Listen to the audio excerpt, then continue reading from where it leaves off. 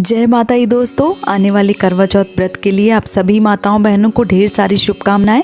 भगवान श्री हरि विष्णु आपकी जोड़ी हमेशा सलामत रखें और आप जीवन पर्यंत अपने पति की लंबी आयु के लिए, उनके स्वास्थ्य की कामना के लिए और उनकी तरक्की के लिए करवा चौथ का जो व्रत है वो करती रहें।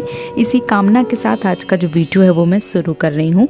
दोस्तों, बहुत सारे कमेंट आ रहे हैं और मैं कोशिश कर रही हूँ आप सबके कमेंटों का जवाब जो है वो वीडियो के माध्यम से दे पाऊँ, ताकि आपके साथ साथ और बहुत सारी बहनों को मदद जो है वो मिल सके। बहुत कमेंट आ रहे हैं और मैंने बहुत वीडियो जो है वो बना के दिए हैं आप सबको। आप सबका दिल से धन्यवाद करती हूँ कि आप सब मेरे वीडियो को इतना ज़्यादा पसंद कर रहे हैं।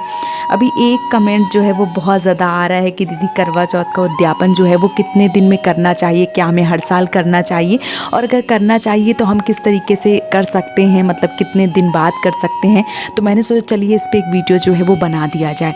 तो सबसे पहले अगर मैं बात करूँ करवा चौथ के उद्यापन की, तो जो उद्यापन होता है, किसी भी व्रत का उद्यापन हो तो उद्यापन का यही है कि आप उस व्रत को अब नहीं कर पा रही हैं या आप काफ़ी टाइम से उस व्रत को कर रही हैं और अब आप उसका उद्यापन जो है वो करना चाहती हैं।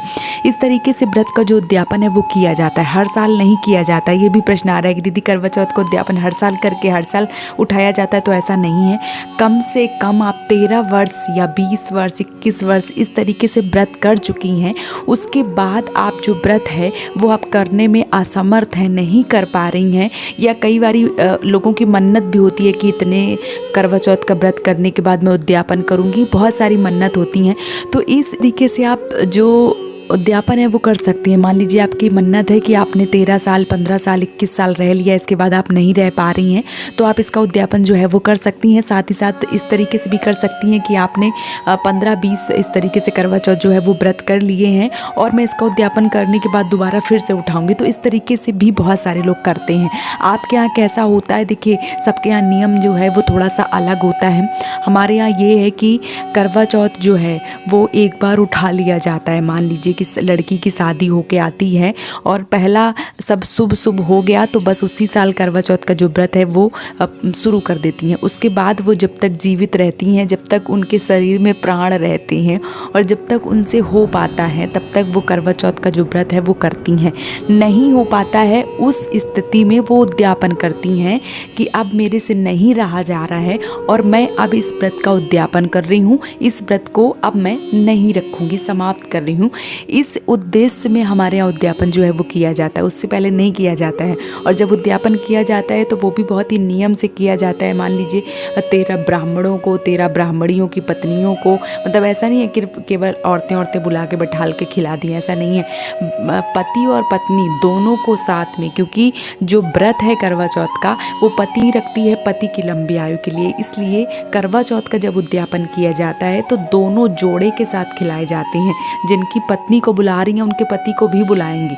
अगर कभी ऐसा होता है कि बहुत सारे लोग एक साथ, मान लीजिए कि 13 ब्राह्मण या 13 ब्राह्मणियाँ या 13 सुहागन औरतें जो भी खिला रही हैं, अगर आपके यहाँ ब्राह्मण नहीं मिल रहे हैं तो आप 13 सुहागन औरतों को बुलाइए, और उनके साथ उनके पतियों को नहीं बुला पा रही हैं तो कम से कम जोड़े में 2 ब्राह्मण और 2 ब्राह्मण की जो पत्नियाँ हैं उनको बुला के खिला सकती हैं। इससे भी आपका जो व्रत है वो पूर्ण हो जाता है। साथ ही साथ अगर मैं बात करूँ कि किस तरीके से उद्यापन किया जाता है, तो हलवा पूड़ी जो है या सीरा पूड़ी आप बोल लीजिए, जो भी आप बोलते हैं, या आपके यहाँ हो सकता है थोड़ा सा अलग हो। हमारे यहाँ हलवा पूड़ी या सीरा पूड़ी, जो पतली वाली लापसी होती है जो वो, और पूड़ी जो है वो बनाई जाती हैं और 13 थाली जो है वो सजाई जाती हैं। 13 में सब में पूड़ी हलवा या पूड़ी सीरा जो है वो रखा जाता है और सब में सुहाग की सामग्री रखी जाती हैं। और मतलब साड़ी, या आपसे साड़ी नहीं हो पा रहा है तो ब्लाउज पीस भी नहीं हो पा रहा है तो रुमालें, इस तरीके से सारा सामान जो है वो बहुत ही अच्छे से सजाया जाता है। और उसके बाद फिर करवा माता की, चौथ माता की जो है वो पूजा अच्छे विधि विधान से की जाती है। और उसके बाद भगवान से ये मांगा जाता है कि मैंने इतने दिन तक आपका व्रत जो है वो पूर्णतया किया है, विधि विधान से किया है, अपने सुहाग की लंबी आयु के लिए किया है, और अब मेरा स्वास्थ्य जो है, जो मेरा स्वास्थ्य, जो मेरा शरीर है वो ठीक नहीं रह रहा है, तो अब मैं इस व्रत को छोड़ना चाह रही हूँ, इसलिए मैं ये सारी चीज़ें जो हैं वो दान में दे रही हूँ। और हमारे जो सुहाग की जो आयु है वो लंबी करें, हमारा जो सुहाग है वो अखंड रहे, इस तरीके से चौथ माता से विनती करके आपको वो सुहाग की सामग्री माता के ऊपर से उतार के और देना चाहिए। एक तरीके से मैं बताऊं को घर की जो आपकी बड़ी हैं वो सास हैं उनको देना चाहिए, और वो मतलब किस तरीके से दान करती हैं उस तरीके से उनको दान देना चाहिए, और वही अपने हाथों से उठा के आपको भी देंगी, सुहाग जो है वो आपको भी देंगी। तो इस तरीके से हमारे जो वो किया जाता है। आपके यहाँ कैसा होता है, हो सकता है नियम जो है वो थोड़ा सा अलग हो। हमारे यहाँ हर साल नहीं किया जाता है, और हर बार मतलब किस तरीके से मैं बताऊँ कि हाँ 2-3 साल में तब भी नहीं किया जाता है। हमारे यहाँ एक बार करवा चौथ जो है व्रत है वो शुरू कर दिया जाता है। कभी बाई चांस ऐसा है कि हाँ जो मतलब व्रत है वो छूट गया है, तो थोड़ा बहुत दान पुण्य करके व्रत फिर से उठा सकते हैं, ये नियम है। लेकिन उद्यापन करो फिर उठाओ फिर उद्यापन, ये हमारे यहाँ नहीं होता है। हो सकता है बहुत सारे लोगों के यहाँ ये प्रथा हो, जो हमारे यहाँ होता है वो मैंने आपके साथ शेयर किया है। उम्मीद करती हूँ कि आज का वीडियो आपको पसंद आया होगा।